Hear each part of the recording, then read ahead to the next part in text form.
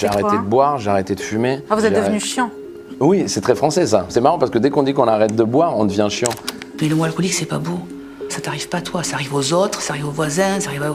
Puis au sommet de mes problèmes d'alcool, je perds complètement la notion de la réalité. En fait, j'ai compris que l'alcool m'aidait à atteindre une sérénité illusoire, une tranquillité, un repos, une redescente, une désinhibition que j'aurais dû atteindre différemment. J'ai ressenti à ce moment-là, quand j'ai bu, d'être ailleurs. Et j'aimais bien être ailleurs, parce que j'aimais pas où j'étais. C'est comme ça que j'ai commencé à boire. Il est actuellement plus probable que je mette la jaune en bande sans toucher la rayée pour rentrer la noire, plutôt que l'on connaisse, vous et moi, quelqu'un qui n'a jamais bu d'alcool. Et ouais, ça fait réfléchir.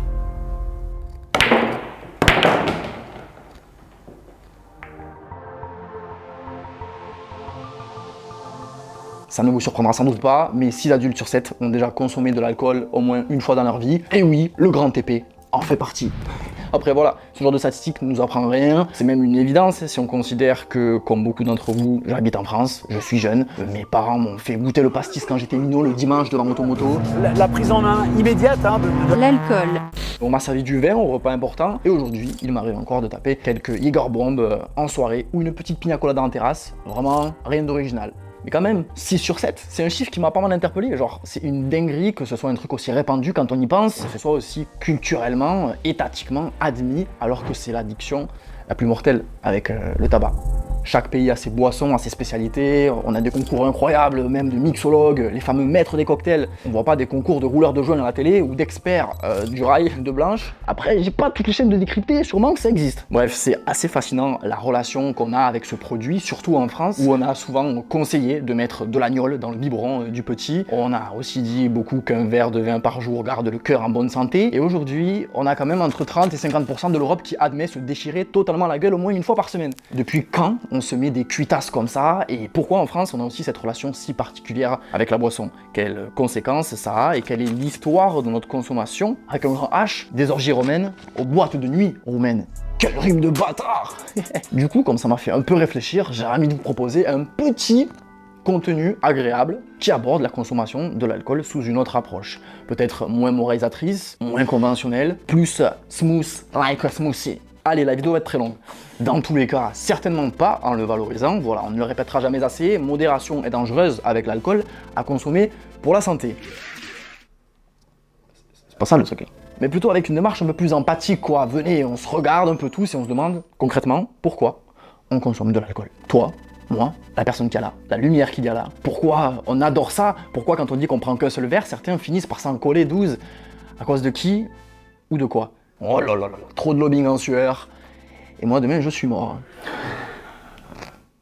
Une des réponses à tout ça, c'est évidemment que la France a une culture spéciale de la boisson, blablabla, dont on entend souvent parler, mais il y a vraiment beaucoup à dire de plus précis d'un point de vue religieux, géographique, médical. C'est important de comprendre les bases et ça fait faire un petit tour d'histoire très chill, vous allez voir. Vous savez chez qui vous êtes, hein, vous allez être bien servi. Après, on pourrait aussi questionner les différentes représentations qu'on a autour de nous, qui nous influencent et dont on ne parle pour ainsi dire jamais, les personnages de films, les séries, la pop culture en général, quoi. Et l'image que cela nous renvoie des hommes, mais aussi des femmes, qui boivent, voire qui sont alcooliques. Vous pourriez aussi penser à certains grands anti-héros adulés par la sphère hip-hop, par exemple Scarface, qui a popularisé un cocktail que désormais tout le monde connaît, on en reparle après.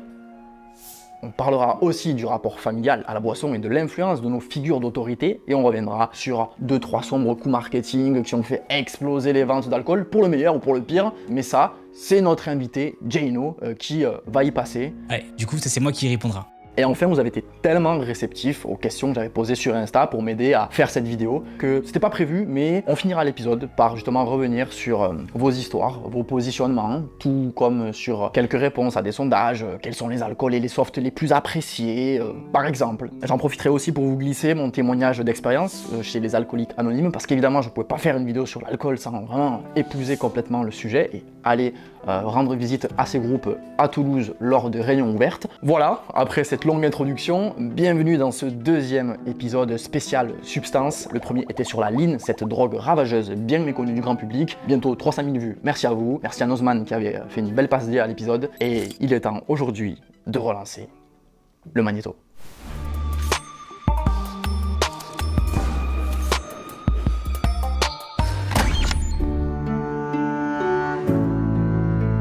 Ma chère Pézance, revenons un petit peu sur l'histoire de la France et de l'Europe. Commençons avec la tradition gréco-romaine, fondatrice d'une partie de la culture européenne actuelle et qui nous a pas vraiment enseigné le principe de modération à ce sujet. C'était des gros teufeurs, les gréco-romains, puisque l'excès de nourriture et de boissons représentait pour eux une façon de se connecter au divin et au cosmos. Les Dionysies, qui étaient donc les fêtes grecques en l'honneur du dieu du vin et de l'ivresse Dionysos, étaient des moments assez particuliers. Vu des cortèges défilaient complètement bourrés, ces fêtes ont ensuite plus tard inspiré les bacchanales romaines en l'honneur de Bacchus, équivalent romain de Dionysos, et là, ces cultes ont pris la forme d'orgies, de boissons et de luxure.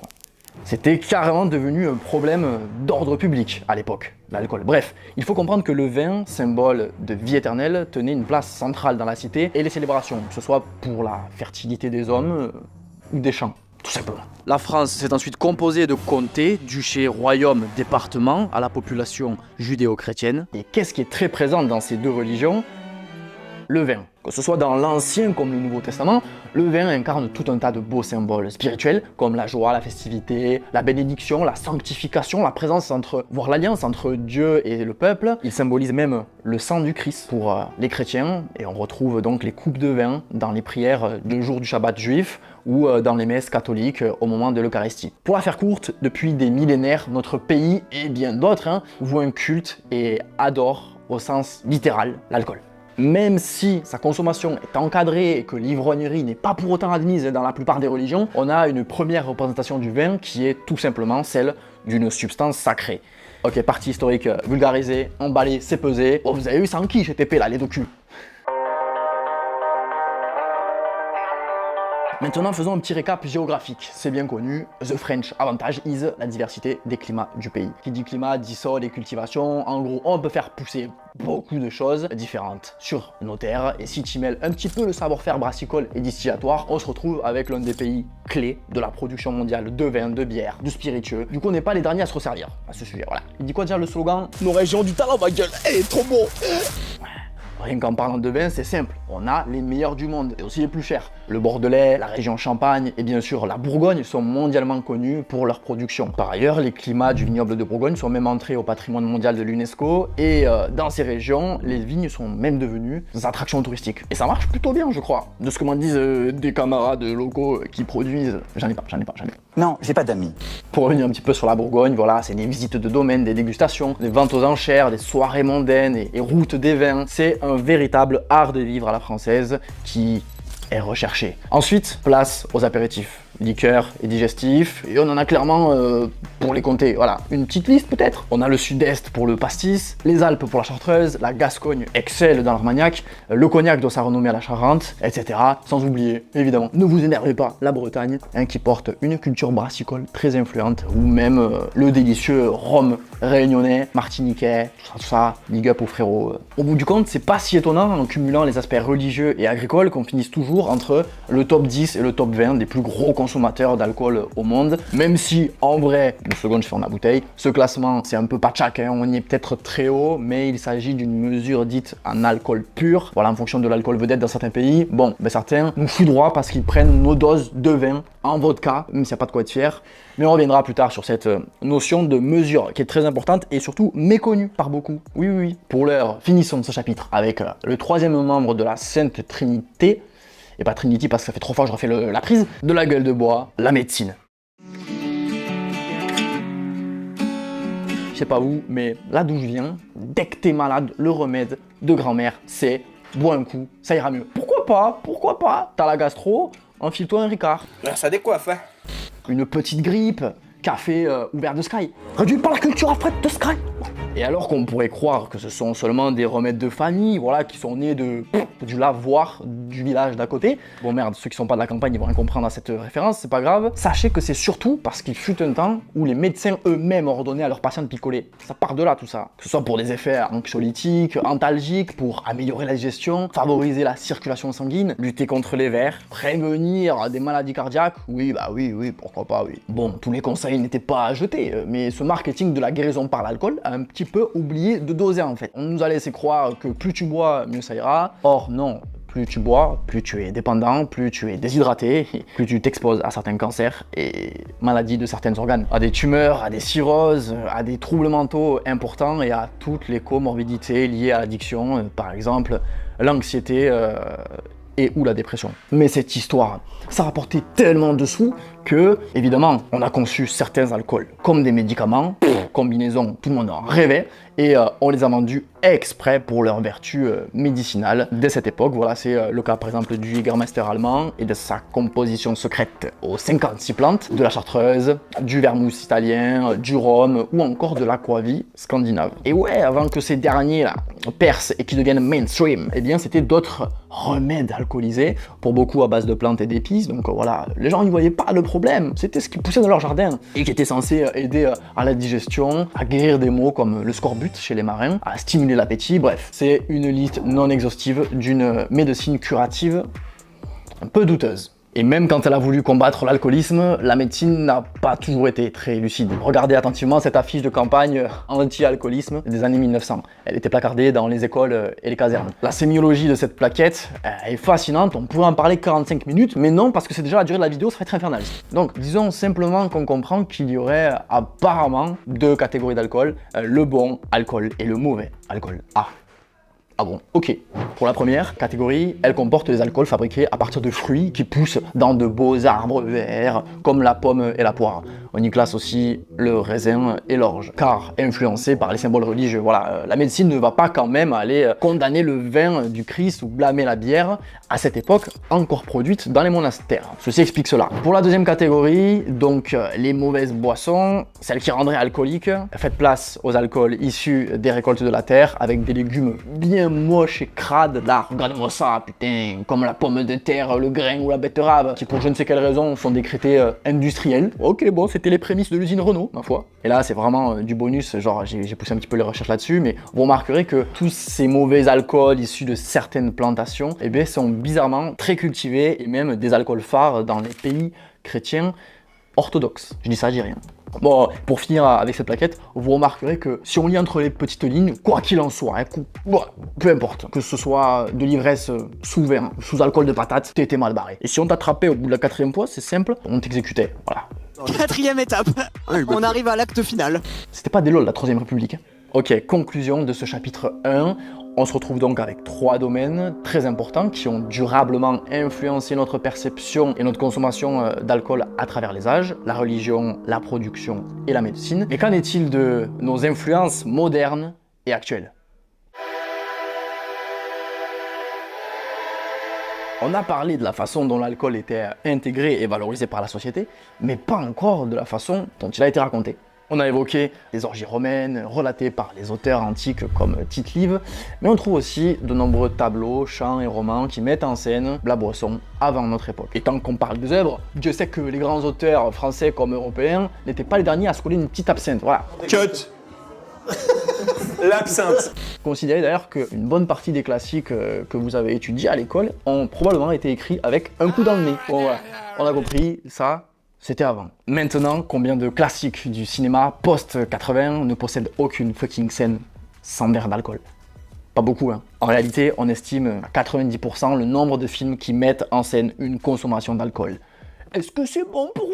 Et c'est pas fini, 43% des personnages qui en consomment sont perçus comme attractifs et valorisés. Selon une autre étude dont la source sera en description, voilà, après je me débarrasse de tout ça, le lien clair, net et précis entre l'exposition à l'alcool dans les médias et la consommation chez les adolescents a même déjà été établi sur un échantillon de 38 000 personnes. Taxi Driver, Heat, The Shining, Scarface, Fight Club ou encore Pulp Fiction, Reservoir Dogs, Corrida, longue est la liste des films qui se servent de la boisson à des fins scénaristiques. Oui, notre société n'a pas attendu le cinéma pour se prendre des cuites, mais la fiction a donné un nouveau souffle à sa banalisation et à son association/utilisation dans toutes les situations. Et bien souvent, lorsque l'on nous montre l'éthanol à l'écran, il est soit une marque de pouvoir, soit une solution pour le héros et une preuve de force mentale. Dans Taxi Driver, on fait la connaissance de Travis. Médicaments et alcool nourrissent ce vétéran de guerre qui cherche désespérément un nouveau sens à sa vie. Dans Breaking Bad, l'alcool accompagne nos protagonistes de plus en plus criminels dans leurs moments de décompression face à des responsabilités hors du commun au quotidien. L'impitoyable Frank Underwood dans House of Cards voit quant à lui son charisme et sa fourberie amplifiés par des scènes fortes où il sirote tranquillement un whisky. Michael Corleone, interprété par Al Pacino dans Le Parrain, est lui aussi présenté comme un stratège, un calculateur calme, gorgé d'aisance. Tandis que le discret Bruce Wayne suit la marche en soirée mondaine pour maintenir sa façade de milliardaire insouciant. Bien le bonsoir, là t'es plaisance. On peut dire que l'art n'est là que pour refléter la réalité. Si la société indique que l'alcool est un marqueur de pouvoir, c'est normal que le cinéma le représente ainsi. Ok, soit. Cependant, il est étrange que cela ne semble avoir aucune conséquence, ou presque, sur leur vie. Prenons un exemple, tiens, qui va parler à mes fans de rap. Tony Montana. Tony est dans l'excès total, c'est un anti-héros absolu, mais ses pétages de plomb réveillent chez nous des démons profonds, des rêveries malsaines et une certaine admiration pour les qualités de ce héros détestable qui est un symbole à la fois de réussite, de persévérance, de folie et de banditisme. Le film étant bien écrit, on finit par développer une compassion pour Tony. On se croirait pas sur Chronique Fiction là ?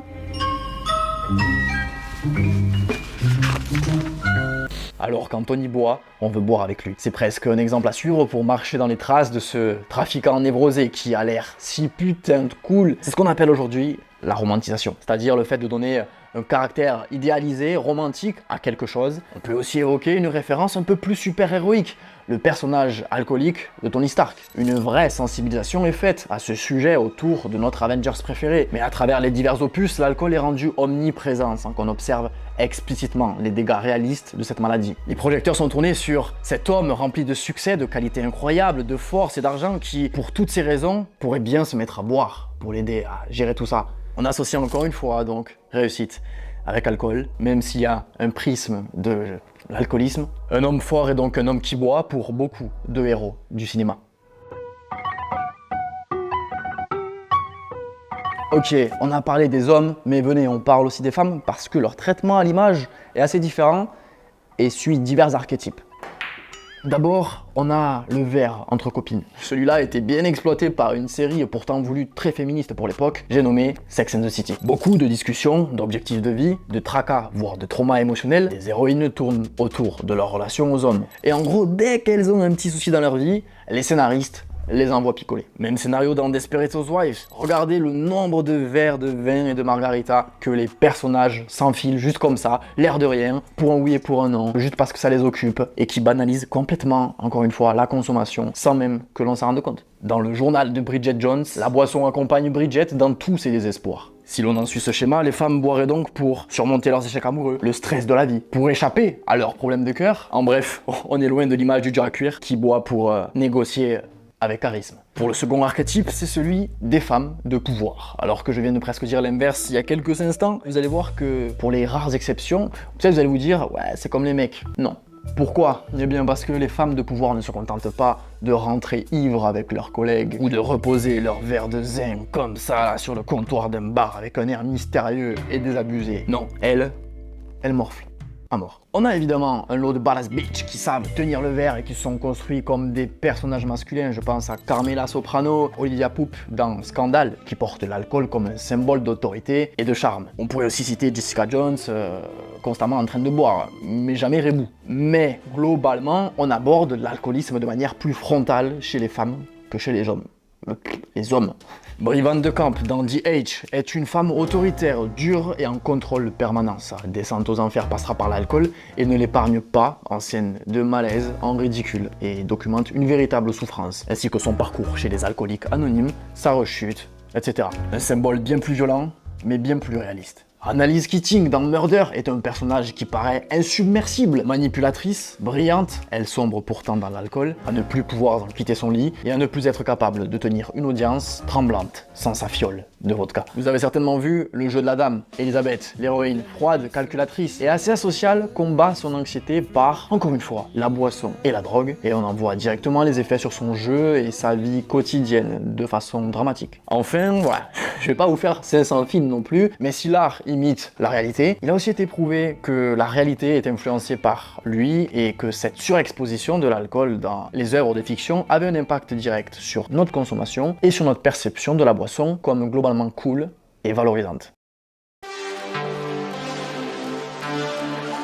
pour l'illustrer, on peut terminer ce chapitre cinéma par un petit tour rapide sur les breuvages, voilà, qui sont devenus connus directement grâce à des films et qui sont devenus des symboles de pop culture. La pina colada, mon petit péché mignon, le martini de James Bond, le cosmopolitain de Sex and the City, le cocktail Tanchiri de Carrie Bradshaw, mais encore le classique Moscow Mule. Allez, une petite blagounette de Johnny English à ce sujet. And I'll have a London Lemming. I'm not sure. It's gin, vodka, sherry, a little bit of parmesan. La liste est longue.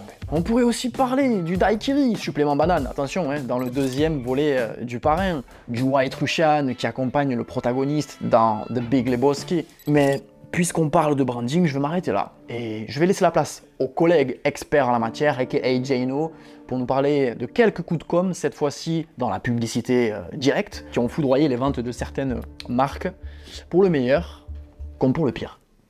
Merci TP pour cette petite introduction. Effectivement, le fait d'ajouter de l'alcool dans des films est une manière très subtile d'en faire la promotion. Et c'est la même chose d'ailleurs qu'on peut voir dans différents clips musicaux, et surtout dans le rap d'ailleurs. Et en parlant de stratégie marketing, vous allez voir qu'il y en a pas mal d'entre elles qui sont quand même assez controversées. Par exemple, en 2013, Heineken a lancé sa campagne Road to the Finals, qui est une publicité qui est apparue à la mi-temps de quart de finale jouée le soir entre le PSG et le FC Barcelone, et entre Bayern Munich et la Juventus de Turin. Et donc la pub va mettre en action un fan de football, qui est d'ailleurs joué par le batteur du groupe Reef, donc Dominic Greensmith, qui joue un peu la course contre la montre pour essayer d'atteindre le stade de Wembley, qui est donc le lieu de la finale de la Ligue des Champions cette année 2012-2013. Évidemment, il va y avoir plein de problèmes sur la route, mais il va réussir à surmonter ses épreuves au fur et à mesure. Donc ici, vous l'avez compris, le but c'est d'associer la bière Heineken au courage, ce qui est littéralement la définition de ce qu'on appelle le branding, c'est-à-dire prendre une marque et l'associer à des valeurs ou à une image, comme ici la volonté, le courage, le héroïsme qui va être associé à la marque Heineken. Alors que je vous rappelle qu'on parle quand même d'une marque de bière à un événement sportif, donc c'est pas une révolution si je dis que l'idéal quand même après une séance de sport c'est plutôt d'aller s'hydrater plutôt que d'aller s'enfiler 2-3 bières de Heineken qui, on le sait tous, nous déshydrate. Mais justement en associant le produit à des valeurs plutôt positives, on arrive à changer la psychologie des gens et surtout l'image de Heineken auprès de ces gens-là. Autre exemple assez intéressant, dans la campagne de pub de The Most Interesting Man of the World de Dos Equis, qui est une marque de bière mexicaine, d'ailleurs désolé pour mon accent, je sais pas si ça se prononce comme ça, qui va donc mettre en lumière l'homme le plus intéressant au monde, incarné par Jonathan Goldsmith. Alors du coup la campagne est plutôt stylée vu qu'ils vont jouer un peu sur le ton de l'humour, et faut être honnête, Jonathan a quand même la secla. Opportunity knocks and he's not home. Opportunity waits. Donc vous l'avez compris, ils ont tenté le délire un peu de Chuck Norris, et la campagne a tellement bien marché qu'elle s'est transformée en mème par la suite, que vous avez d'ailleurs sûrement dû voir sur internet. Mais bon, au-delà d'avoir fait un mème sur internet, ce qui est plus intéressant, c'est que la pub a quand même généré 34% de ventes en plus. Mais ce sur quoi je veux qu'on passe un petit moment, c'est notamment la fin de la publicité avec Jonathan, qui est comme ça, entouré de belles femmes, avec un air un peu mystérieux. Et vous l'avez compris encore une fois ici, c'est de créer un lien entre le produit, donc la bière, et entre la séduction, le sex appeal de Jonathan. Ce qui encore une fois est très loin de la réalité. S'il fallait juste boire cette bière pour être mystérieux et avoir ce charisme, je pense que littéralement tout le monde prendrait ça en soirée. Et une autre campagne qui a eu lieu l'année dernière aux US, mais qui a été très controversée, vous allez voir. Donc dans cette campagne, la marque de bière Bud Light a décidé de s'associer à l'influenceuse transgenre Dylan Mulvaney, sauf que ça n'a pas plu aux consommateurs de la marque vu que c'est principalement des conservateurs américains. Et il n'a pas fallu longtemps avant qu'ils commencent à boycotter cette marque, avec notamment le hashtag boycott Bud Light qui s'est très vite répandu sur les réseaux, ou encore cette vidéo qui je qualifierais de très américaine, où on a le chanteur très connu qui s'appelle Kid Rock qui détruit littéralement des packs de Bud Light. Let me say something to all you and be as clear and concise as possible.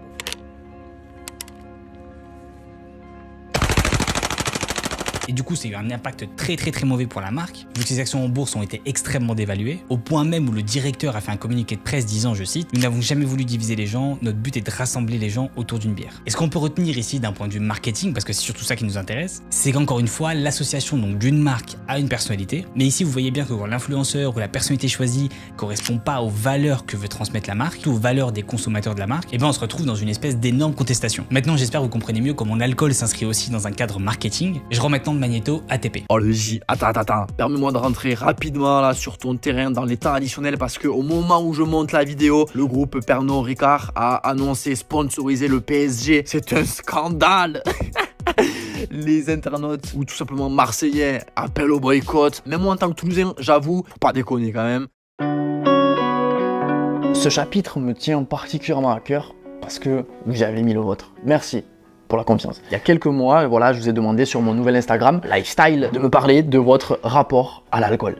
D'ailleurs, allez aussi me follow sur ce second compte parce que c'est clairement là que tout se passera pour le 3/4 des futurs contenus. C'est là aussi où j'envoie v'là les posts au naturel et vous êtes beaucoup appréciés, ça me régale en fait de pouvoir être comme ça avec vous. Voilà, l'ancien gros compte est toujours là, après pas de problème, il est juste strictement désormais réservé à ma facette musicale et aux grosses annonces. Fin de la parenthèse, on reprend. Les stories, tout ça, je m'attendais pas à recevoir autant de témoignages. Mais finalement, c'est assez logique, il y a des histoires propres à tous. Malgré ça, il y a tout de même des points de départ à vos histoires qui concordent presque tout le temps. Putain, je tourne cette vidéo à la rue de la Concorde, c'est insane.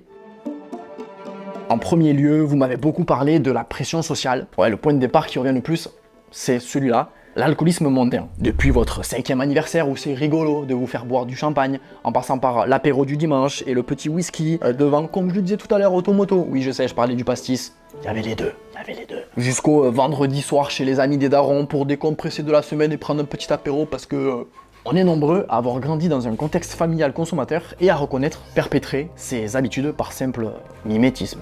Et la boisson est tellement ancrée dans les mœurs que lors des moments conviviaux, ceux qui sont regardés de travers, c'est plus souvent les non-consommateurs. Et devant cette pression, ben y en a qui craquent. T'es malade, t'es enceinte, bah alors tu veux pas t'amuser, tu tiens pas ou quoi? Allez, juste un verre. Voilà le genre de remarques qu'il est possible encore aujourd'hui de se prendre, et même des fois de la part de certains serveurs qui vous demanderaient presque de vous justifier à pourquoi vous faites le choix de prendre un verre d'eau, de prendre un soft. Et me dites pas que oui, mais maintenant c'est très rare. Ah, je vous jure que pour moi, je traîne partout, c'est très fréquent. Maintenant, demandez à quelqu'un qui tape ce genre de réflexion, qui boit à peu près, aussi on va dire 2-3 fois par semaine, si il est dépendant. Souvent, il vous répondra que non. Il dira au mieux qu'il a des problèmes d'alcool, parce que, quand il boit 2 pintes, en fait, il peut pas s'empêcher d'en boire 10. Il reconnaîtra pas ouvertement qu'il est dans une situation d'addiction. Et encore moins qu'il en fait la promotion de manière consciente ou inconsciente. Parce qu'à l'instar des bons et mauvais alcools, se miner avec les copains 3 soirs par semaine, c'est pas grave, c'est pour s'amuser. Boire tout seul chez soi, ça c'est être alcoolo. On a l'impression d'un 2 poids, 2 mesures. Merci à toutes les personnes qui ne prononcent pas ce genre de phrases. Et félicitations à aussi celles qui, justement, avec le temps, arrivent à prendre conscience de pourquoi ils ont choisi l'alcool dans tel ou tel contexte comme option et sont parvenus à réfléchir à une alternative saine ou même à diminuer leur consommation. Personnellement, d'un cercle de potes à l'autre, je constate des différences de fou dans la prise de conscience des uns et des autres, surtout quand c'est des cercles en ville, en campagne. Au même âge, certains sont encore dans un déni constant.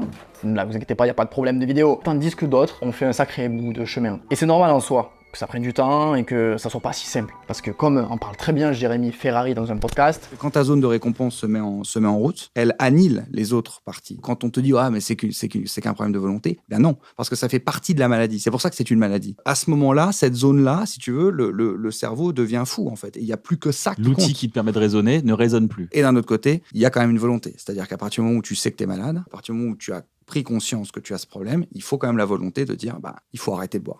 Et il faut se sevrer et il faut travailler. Fête, alcool, sevrage, Jérémy Ferrari chez Kian Kojandi, ça m'a donné une idée de scénario tout ça. Bref, il boit plus d'alcool.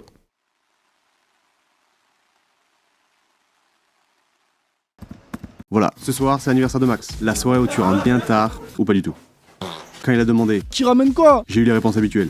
Moi, je ramène un Jäger et 2 Crazy. Nous, on prend du Captain avec du Coca. Sarah, sa meuf, m'a dit. Marceau, tu ramènes quoi, toi? J'ai répondu. Bah les gars, moi, iced tea, pizza, carottes et fromage frais, je pense. Elle m'a répondu. T'es con. Vas-y, c'est noté. Mais du coup, tu vas même pas boire un petit verre pour la nuit de Max? J'ai mis un pouce.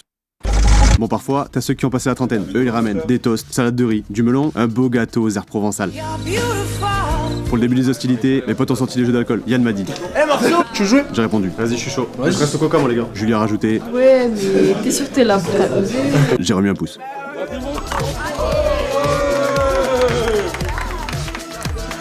Sur la piste de danse, les gens dansaient. Et moi aussi. Drozo m'a dit. mec, tu devrais goûter, je t'ai préparé un truc. J'ai répondu.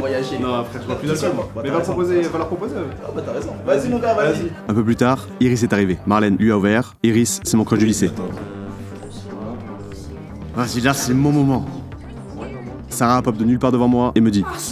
J'ai répondu. S'il te plaît, ça va 2 secondes. Iris est parti. En fait, c'était pas Iris. J'avais mangé trop le gâteau. Je parlais avec Paolo et Sarah m'a dit. Oh les gars, faut aller aider Doug, il a vraiment besoin d'aide. Il va pas bien? Et là, elle a carrément gerbé à côté de moi. Du coup, j'ai répondu. Bon, je vais y aller moi. Hein. Vas-y, toi. Le lendemain, c'était journée crâne Y pour tout le monde, sauf moi. Doug m'a dit. Oh, Marceau. Et merci pour hier soir, mec. Hein. Bah, t'inquiète, normal. Hein. T'as géré, gros. J'étais trop dans le mal. J'ai répondu. Franchement, ça T'inquiète, c'est normal. C'est pour nous le gâteau là? Ouais, manger de ouf. Puis. Moi, je vais vous laisser. Vas-y. Et après. Buvez de l'eau. Prends soin de toi. Ouais, carrément, parce que l'eau. Ouais, parce que ouais. c'est chaud là. Ouais. Voilà, je bois plus d'alcool, mais je passe toujours des soirées mémorables.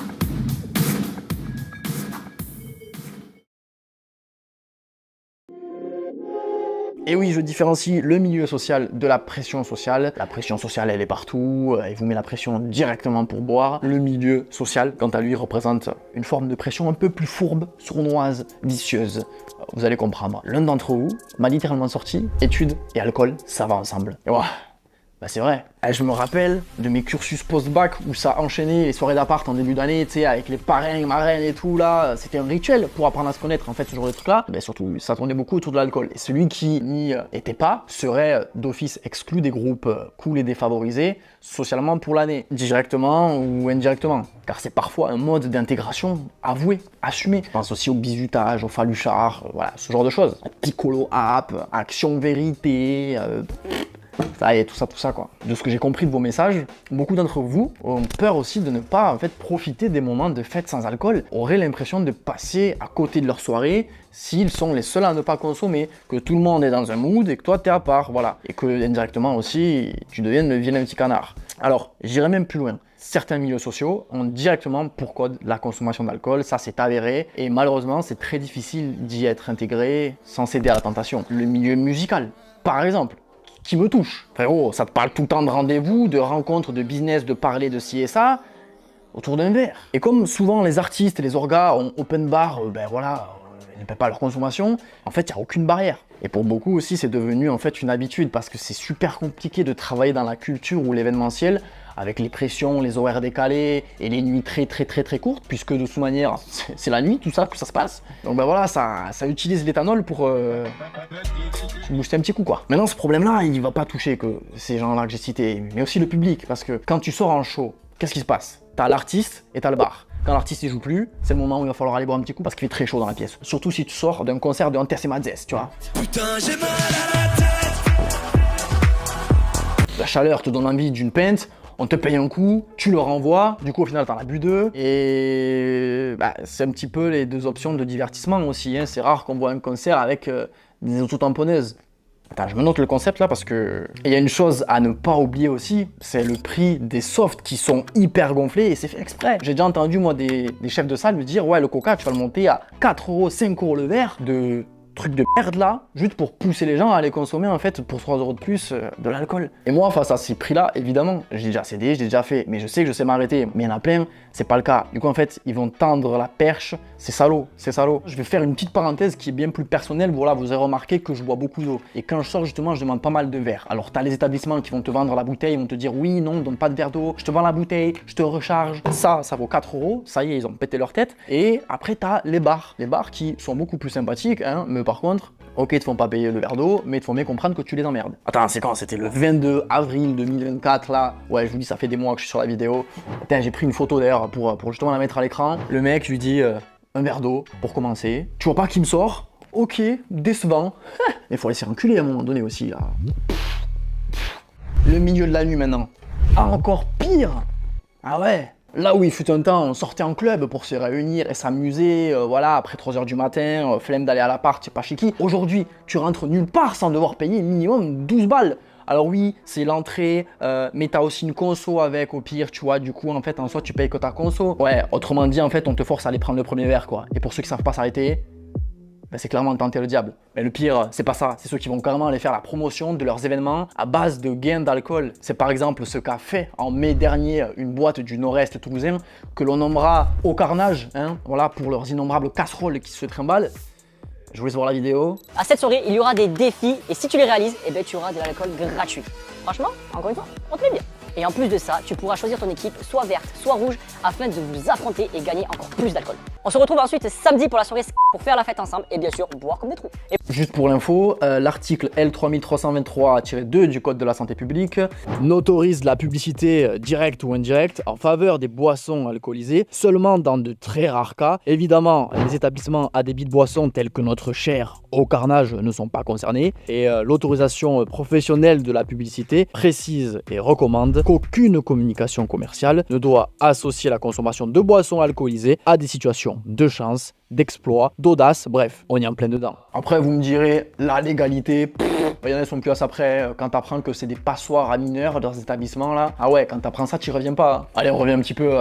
En France, on a cette culture de la terrasse et du bar qui sont carrément des lieux de vie fédérateurs. Une réunion rapide, on l'a fait au bar, un anniversaire, terrasse, un pot de départ, 3 pintes au bistrot. Oh, tout le monde, tournée générale offerte par le Pink Floyd là. Wouhou, ouais. Un date, le petit bar à cocktail cosy fera l'affaire. Comme l'impression qu'on a perdu l'habitude de se réunir autrement dans des lieux différents et beaucoup plus stimulants. Je sais pas, pourquoi pas réinvestir les billards, les bowling, les cinémas, les salons de thé, etc. Aller faire un tour à la campagne aussi là.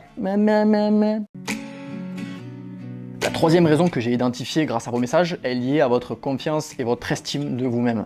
L'alcool aide à faire des rencontres. Pas seulement parce que c'est un prétexte pour sortir et aller rencontrer des gens, mais parce qu'il désinhibe. On dirait que je suis en train de chier là, non? Je sais pas. Oh, les montages qu'il va y avoir. Avec Mao qui m'a aidé à la réécriture de ce documentaire, on va vous donner un exemple concret. Les troubles anxieux touchent environ 15 à 20% de la population française au moins une fois au cours de leur vie. Et pour toute cette tranche de population, l'alcool, qui a un effet anxiolytique au moment de sa consommation, représente une porte de sortie lors d'événements stressants. C'est le petit coup pour se donner le courage, quoi. La bière avant la guerre pour sortir de la timidité, pour affronter un tas de nouvelles personnes en mode « Ah, il y a trop de gens !» Moi, comme je suis déjà fou, en vrai, pas besoin. C'est Maxime Muscat d'ailleurs qui parlait beaucoup de ça justement dans sa vidéo sur les symptômes handicapants qui sont diminués, sur l'anxiété, quoi, tout ça, avec le petit verre, on va y aller, quoi. Tout ça m'amène à vous poser une question, je sais pas si certains y répondront en commentaire, mais combien d'entre vous n'arrivent pas ou plus naturellement, pour X raisons, donc sans alcool, adresser la parole à quelqu'un qui les intéresse, à prendre le pas dans un groupe de discussion, à aller voir et entamer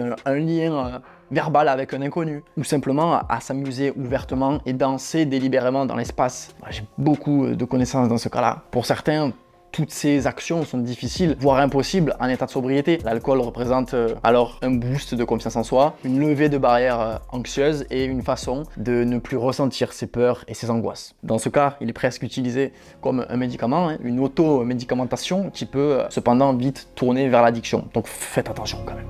Attention parce que après l'effet anxiolytique qui va permettre de faire tout ça, de soulever des... Elle est trop lourde, vient l'effet dépresseur de l'alcool. Les hormones devant se remettre à niveau, le lendemain, ça va être quelque chose. Ça va contrebalancer tout ça, vous allez vous reprendre une énorme vague d'anxiété dans la tronche. Oh, wow. Et potentiellement donc recommencer le soir même à consommer pour retraiter cette angoisse. Voilà, l'engrenage est relativement dangereux. Très dangereux.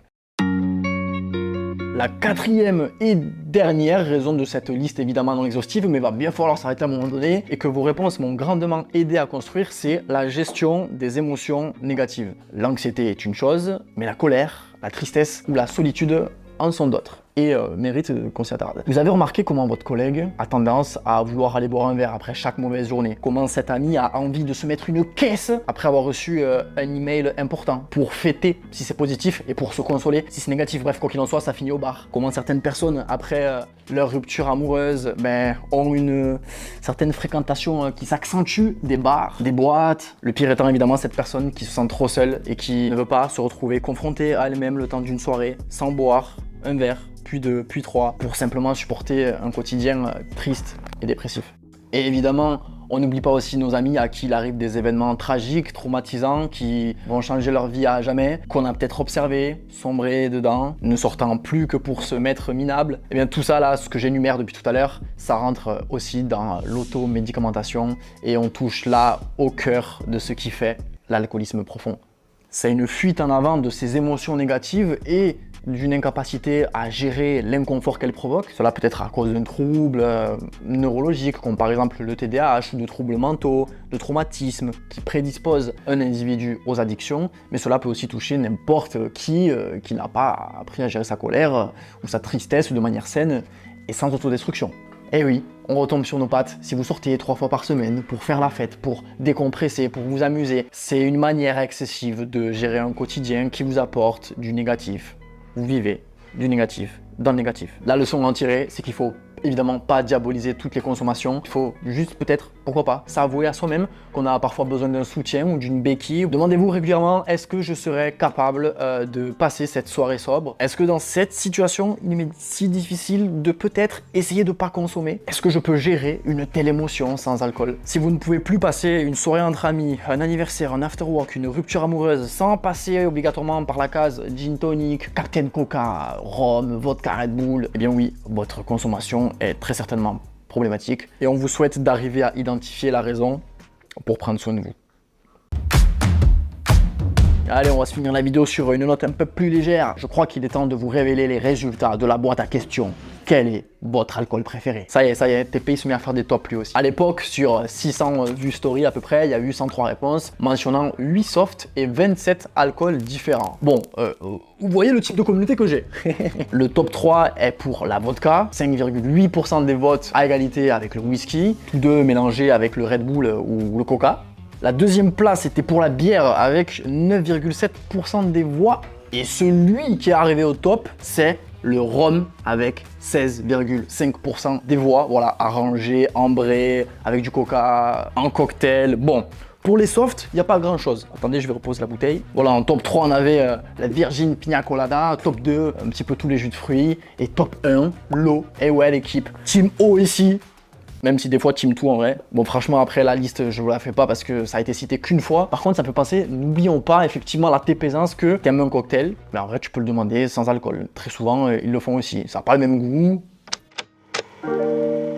Voilà, j'ai encore quelques mots importants à dire avant de clôturer cette longue vidéo. Déjà, je n'ai pas voulu faire une lecture de témoignages précis, mais je tiens à vous dire encore une fois merci parce que je suis fier d'avoir un tas de gens qui me suivent comme ça, autant lucides qu'engagés sur un sujet qui les touche parfois très personnellement. Le travail d'introspection est franchement honorable. Vous semblez précisément savoir pourquoi vous consommez ou pas, quels sont vos points forts et points faibles face à la boisson, quelle posture aussi vous devez avoir par rapport aux autres, les éléments qui pourraient vous rendre sobre si vous le pouviez, et surtout vers qui diriger ces colères, celles de l'addiction ou même celles qui est enfouie au fond de vous et que vous essayez de réparer par l'alcool. Vu comment le vent souffle, je ne crois pas à une société qui dans le futur continuera à blâmer autant sans essayer de les comprendre ceux qui boivent et qui souffrent d'une réelle maladie. D'ailleurs, j'espère que cette vidéo aidera beaucoup peut-être à se remettre en question à ce sujet. Ni à une société qui méprise ceux qui ne boivent pas, et ça le vaut pour vous aussi, les méprisants. Alors je veux croire qu'on peut simplement évoluer avec une vision des choses plus nuancée, avec une empathie, une conscience des tenants et des aboutissants de la consommation, des raisons et des conséquences qu'il y a derrière. Bon, par contre, soyons honnêtes 2 secondes, la simple prévention ne va pas suffire pour ça. Ouais, arrêtez de critiquer ceux qui... Non, mais ouais, mais va peut-être falloir commencer à envisager d'accompagner les gens différemment et pas seulement par des cachetons une fois qu'il sera trop tard. Beaucoup n'ont parfois besoin que d'être dissuadés de consommer ou écoutés à ce sujet. Et justement, parlons de mes visites au sein de certains groupes des alcooliques anonymes de Toulouse. C'est l'occasion parfaite. C'est les réunions lumineuses avec du thé, du café, des bonbons. C'est très convivial quoi. Sauf que là, tu te livres à tour de rôle autant que tu le veux. Si t'as pas envie aussi, tu peux ne pas le faire. Tu peux juste écouter les gens sur ton état de personne qui cohabite avec la maladie. Tu peux parler de comment s'est passée ta semaine. Si t'as eu des moments très compliqués ou justement au contraire euphoriques, des moments avec trop d'émotions que peut-être avant t'allais gérer en allant consommer de l'alcool. Et tu es écouté par ceux qui peuvent te comprendre parce que tu parles la même langue qu'eux en fait. Il y a une phrase qui m'a beaucoup marqué dans des alcooliques anonymes, c'est ici tu peux leurrer personne, tu peux pas mentir en fait parce que tout le monde sait vraiment, c'est la vérité, c'est dans quel état t'es. En fait t'es obligé d'être transparent et toi-même. Que dire encore quelques phrases là-dessus parce que vraiment c'est très important pour tout le monde. J'ai vu dans les yeux de tous ceux qui avaient autour de la table ce que c'était que le pouvoir d'extérioriser, littéralement extérioriser. J'en ai vu d'autres assumer qui n'allaient pas bien du tout aujourd'hui, depuis quelques jours, mais qui savaient précisément que, comme d'habitude, en venant, on dirait que je fais la propagande, tu sais, ils allaient pouvoir parler ce soir et que ça pourrait grandement limiter la casse, voire complètement faire disparaître cet état d'âme. J'ai vu toute classe sociale, tout âge, réunis sans se juger entre eux. J'ai entendu des gens dire je suis alcoolique malade, j'ai fait le choix de reconnaître que dans ma situation, l'alcool est plus fort pour éviter d'aller tenter le diable du premier verre en mode non mais c'est bon, cette fois-ci ça va aller. Alors qu'ils savent qu'au fond d'eux, non, ça n'ira jamais. Et dans ce ruissellement, j'en ai entendu d'autres dire, apparemment c'est une phrase assez populaire, un verre c'est trop, 1000 c'est pas assez. Enfin, j'ai écouté des personnes au parcours de vie, comment dire, j'ai compris qu'ils aient pu à un moment donné à plonger en fait dans ce lâcher prise avec la boisson. Voilà, pour toutes les personnes qui s'intéressent, en fait, au ZA, il y a 2 types de réunions, les fermées, 7 jours sur 7, à plusieurs endroits de la ville, le lundi ici, le mardi c'est là, mercredi t'as capté, et les ouvertes une fois par mois dans chaque groupe. C'est dans celle-ci d'ailleurs que j'ai pu me rendre, elles sont faites pour accueillir celles et ceux qui auraient envie de venir voir comment ça se passe, des psys, des journalistes, ou même des proches de personnes malades. Pour nous, la posture est à l'observation et non à la prise de parole, mais on y est les bienvenus. J'oubliais le fameux alcool pur du début de vidéo. Ça pourrait être pas mal d'arrêter de diaboliser certains verres de spiritueux pour rendre inoffensif, à contrario des demi de bière qui, en alcool pur, sont complètement équivalents. Oui, 25 centilitres de bière à 5 degrés, en vrai ce que vous prenez dans les bars, équivaut à 3 centilitres de verre de whisky à 40. C'est vraiment des doses de lieux publics. Donc pour toutes les personnes qui se disent non, la bière je prends ça parce que c'est clean, t'as vu, c'est léger, nanana, ouais. S'il y a un truc pour lequel ça fait moins de dégâts, de prendre une bière, c'est juste le portefeuille. Je trouve ça ouf que ce soit si peu populaire. Alors même moi, c'est en faisant mes recherches pour cette vidéo que j'ai appris. Bon après apparemment on l'apprend quand tu passes le code ou le permis, un des deux, chose que je n'ai pas encore. Mais il y a des collègues qui l'ont par exemple, et l'autre fois j'étais en bar justement, on était 5, et au mieux sur ce nombre-là, ceux qui avaient conscience de l'équivalence alcool pur, il y en avait 2. Et les autres, ça leur a fait tout drôle de l'apprendre.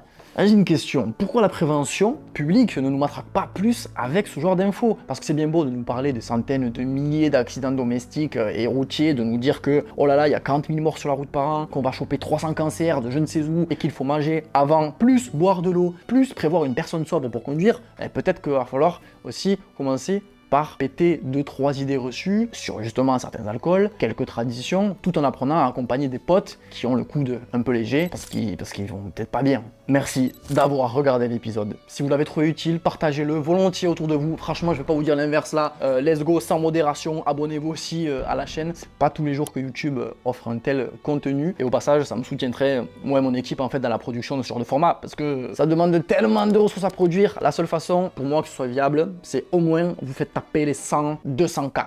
Moment très important des remerciements, évidemment faites un tour chez le frérot Geno qui est le featuring de cet épisode et qui produit du très bon contenu sur la pop culture US et le marketing. Voilà, lui il est pète de les 100-200K, je suis fier de lui. Merci aussi à tous les participantes du remake de Bref. Mentionnez Kian Kojandi partout où vous le pouvez. L'idée c'est de se faire repérer par Canal Plus là. On y va mollo. C'est que des artistes underground de ma ville. Ça me tenait à cœur de rayonner avec eux et elles. Je remercie aussi la cave spirituelle qui m'a accueilli aujourd'hui dans ce décor naturel dans lequel on a mis des petites lights. Sympa. La cave spirituelle, des décennies de savoir-faire dans les vins, les champagnes, les spiritueux, que vous soyez amateur ou connaisseur, n'hésitez pas à les toquer, ils sont super sympas et très jeunes. Allez leur faire un petit coucou à Toulouse sur Jeanne d'Arc pour justement aller voir leurs produits, leurs événements, privatiser peut-être les lieux, faire des dégustations. Merci à mon frérot Charles au cadre sur la TP-Sens.